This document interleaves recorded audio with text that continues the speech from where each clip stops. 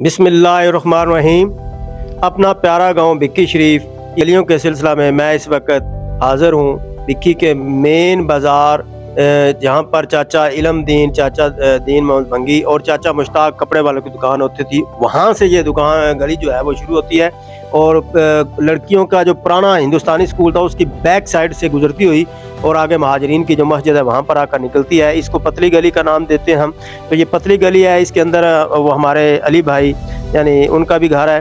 तो यहाँ से शुरू होते हैं, गली के अंदर चलते हैं। ये देखें, ये स्कूल की बैक साइड से हम गुजर रहे हैं। वो पुराना स्कूल हिंदुस्तानी, वो क्या पुरानी यादें थी, वो तो तब्दील हो गया। ये देखें ये कितनी पुरानी। इस गली की ख़ास बात यह है कि सारे हिंदुस्तानी तर्ज के वो घर थे, वो हिजरत करके चले गए चढ़ते पंजाब में।